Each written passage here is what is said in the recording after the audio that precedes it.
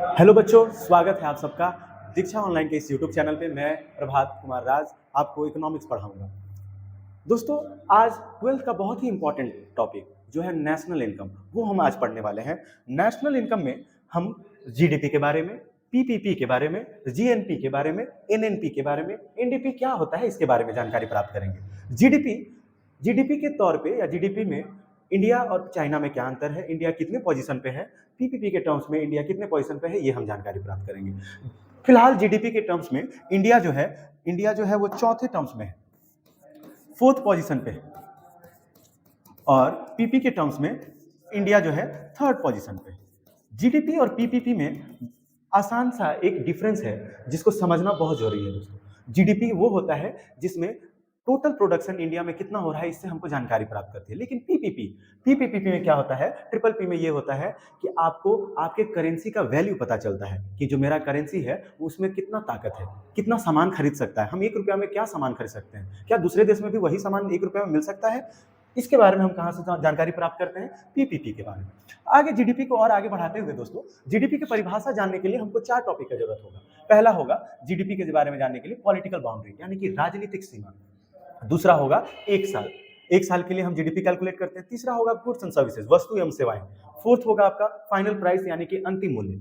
Political boundary तो सब लोग समझ में आ जाता है कि हाँ, मेरा पॉलिटिकल बाउंड्री कितना है, राजनीतिक सीमा कितना है, 1 साल के लिए कैलकुलेशन है। लेकिन लोग जो यहाँ फंसते हैं बच्चों, वो किस में फंसते हैं, गुड्स एंड सर्विसेज, वस्तु एवं सेवाएं, या फाइनल प्राइस, या अंतिम मूल्य।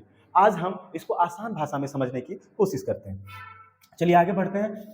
फाइनल या लास्ट प्राइस, सबसे पहला 4th पोजीशन को, हम 4th पॉइंट को पहले समझते हैं, जिसको हम अंतिम मूल्य कहते हैं। हम अगर किसी भी बिल्डिंग को खरीदने जाए या लैपटॉप खरीदने जाए, इससे पहले किए गए लागत, इससे पहले लगे हुए लागत का हम पेमेंट नहीं देखते हैं। जैसे समोसा का बात करें तो हम समोसा खरीदने गए तो 5 रुपए का समोसा खरीद लिए, 10 रुपए का समोसा खरीदे, लेकिन इससे पहले हम ये नहीं पूछे, या इसमें हमको कोई दिलचस्पी नहीं होता है कि उससे पहले तेल में कितना प्राइस लगा, उसके बनाने में कितना प्राइस लगा। उसको हम क्या बोलते हैं, जो हम फाइनल गुड्स पे पेमेंट करते हैं उसको हम क्या बोलते हैं, अंतिम प्राइस, यानी कि लास्ट प्राइस। तो जो हम समोसा खरीद रहे हैं, या हम बिल्डिंग खरीद रहे हैं, या फिर हम कोई भी शर्ट खरीद रहे हैं जिसमें कपड़ा लगा है, जिसमें सीजर का काम हुआ है, सीविंग मशीन का काम हुआ है, या फिर हम लैपटॉप खरीद रहे हैं जिसके अंदर इंटेल का कोई सामान लगा हो, सॉफ्टवेयर किसका लगा है, बस हम क्या करते हैं, डेल का अगर लैपटॉप है तो हम डेल का लैपटॉप खरीदे। यानी कि हम जो फाइनल गुड्स पे हम क्या होता है, जीडीपी जो कैलकुलेट होगा वो किस पे कैलकुलेट होगा, फाइनल गुड्स पे। उससे पहले किए गए लागत पे हम जीडीपी कैलकुलेट नहीं करते हैं। आगे बढ़ते हुए हम इसको और कंटिन्यू करते हैं। इसमें क्या है, 3rd पॉइंट है आपका गुड्स एंड सर्विसेज, वस्तु एवं सेवाएं। वस्तु एवं सेवाएं में एक स्लाइटली डिफरेंस ये है दोस्तों कि अगर किसी भी पेमेंट के बदले, पेमेंट के एक्सचेंज में अगर हमको कोई ऑब्जेक्ट मिले, यानी कि हमको फिजिकल ऑब्जेक्ट मिले, यानी कि कोई भी सामान मिले, कोई भी अगर हमको सामान मिले दोस्तों, कोई भी हमको सामान मिले तो उसको हम क्या बोलते हैं, उसको हम वस्तु बोलते हैं। लेकिन उसी पेमेंट के बदले अगर हमको कोई सेवाएं मिले, ऐसा फील हो कि हमको, हाँ, हमको सेवा प्राप्त हुआ है, या हम किसी भी चीज को फीलिंग महसूस कर रहे हैं, उसको हम सेवाएं मिल बोल रहे हैं। यानी कि पेमेंट के बदले, पेमेंट के एक्सचेंज में अगर हमको सर्विस मिल रहा है तो उसको हम क्या बोलते हैं, सेवाएं या सर्विसेज। यानी कि जीडीपी में हम गुड्स के साथ साथ सर्विसेज को भी हम ऐड करते हैं। जीडीपी का कैलकुलेशन गुड्स एंड सर्विसेज दोनों में होता है, क्योंकि दोनों का कंट्रीब्यूशन होता है पैसा कमाने में। अब क्या होगा, जैसे अगर हम किसी भी होटल में या रेस्टोरेंट में खाना खाने जाते हैं तो उसके जो मैनेजर को पेमेंट करते हैं वो क्या हो गया, हमारे गुड्स के बदले हम पेमेंट किए उसको। लेकिन जो टिप हम वेटर को देते हैं वो क्या हो गया, सर्विसेज के बदले। या फिर जितने भी टेलीकॉम कंपनियां हैं, जैसे कि जियो हो गया, एयरटेल हो गया, वीडियो वोडाफोन हो गया, या फिर एयर ट्रांसपोर्ट हो गया, वाटर ट्रांसपोर्ट हो गया, लैंड ट्रांसपोर्ट हो गया, इन सबके सर्विसेज के बदले, ट्रांसपोर्टेशन के बदले जो हम पैसा पेमेंट करते हैं वो किसमें आएगा, सर्विसेज। तो जीडीपी में गुड्स एंड सर्विसेज का भी योगदान होता है। नेक्स्ट अगर हम आए तो आपका 1 ईयर के लिए कैलकुलेशन होता है, ये तो हो गया। लास्ट है आपका राजनीतिक सीमा, पॉलिटिकल बाउंड्री किसको कहते हैं। पॉलिटिकल बाउंड्री और जियोग्राफिकल बाउंड्री में अंतर ये है कि जियोग्राफिकल बाउंड्री में क्या होगा कि हम मेरे सीमा के अंतर्गत क्या हो रहा है उसका हम कैलकुलेशन करेंगे, ये जियोग्राफिकल बाउंड्री हुआ। लेकिन पॉलिटिकल बाउंड्री मतलब ये होगा कि जहां तक राजनीतिक सीमा है, कहने का मतलब कि अगर यहाँ पे मेरा, अगर मछली उत्पादन हो रहा है, यहाँ मेरा पेट्रोल निकल रहा है, अगर इंडिया का वो पॉलिटिकल, उसको वो क्या आएगा, इंडिया का पॉलिटिकल बाउंड्री हो गया। जैसे कि अगर मान लीजिए कि चाइना में हमारा एम्बेसी है, इंडिया का दूतावास जिसको कहते हैं, है ना, यहाँ पे जो कमाई होगा वो क्या होगा, वो मेरा क्या होगा, पॉलिटिकल बाउंड्री होगा। मान के चलिए पॉलिटिकल बाउंड्री थोड़ा आसान समझने के लिए क्या करते हैं कि एयर इंडिया का एक फ्लाइट है ना, एयर इंडिया का जो फ्लाइट है, पैसेंजर्स को लेके इंडिया से लेके दुबई गया, इंडिया टू दुबई। तो ये जो पैसा कमाएगा एयर इंडिया, जो एयर इंडिया के पास कमाई होगा वो क्या होगा, क्या वो दुबई चला गया तो दुबई का पैसा हो गया? नहीं, ये किस में आएगा? ये हमारा पॉलिटिकल बाउंड्री हो गया दोस्तों। अब आगे बढ़ते हैं जीडीपी और जीएनपी में डिफरेंस में। जीडीपी का मतलब होता है हिंदी में सकल घरेलू उत्पाद, और जीएनपी का मतलब होता है सकल राष्ट्रीय उत्पाद, ग्रॉस नेशनल प्रोडक्ट। जीडीपी के बारे में क्या होगा कि डोमेस्टिक पे वर्ड पे ध्यान देना है। डोमेस्टिक वर्ड मतलब कि हमारे घर में जो उत्पादन होगा, मान के चलिए कि ये इंडिया है हमारा, इसमें बहुत सारी कंपनियां काम करती हैं। हम कैलकुलेशन को इजी करने के लिए दो कंपनियों का नाम लिखते हैं, एक टाटा और एक एलजी। टाटा इंडिया का कंपनी है और एलजी जो है विदेशी कंपनी है। मान के चलिए कि टाटा जो है 100 प्रोडक्शन करता है ना, और एलजी जो है 50 कंट्रीब्यूट करता है हमारे जीडीपी के लिए।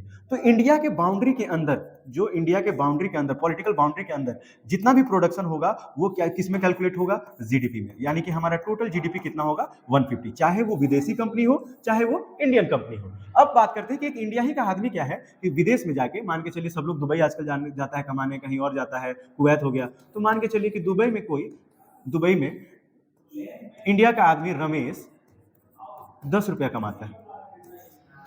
ये पैसा जो है ये क्या है? ये दुबई में कमाता है, तो इसका जो कंट्रीब्यूशन होगा वो भले पैसा इंडिया में भेजेगा, लेकिन इसका जो जीडीपी कैलकुलेट कहाँ का होगा? दुबई में होगा। ये हमारा आदमी है लेकिन इसका जीडीपी कहाँ कैलकुलेट होगा? दुबई में।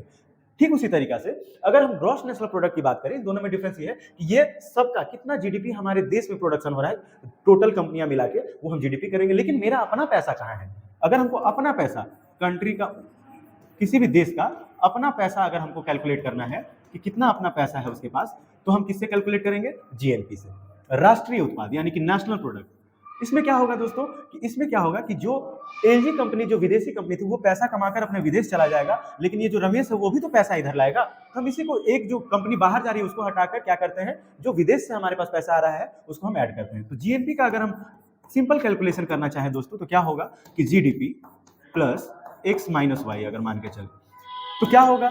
जीडीपी मेरा यहाँ कितना है? 150।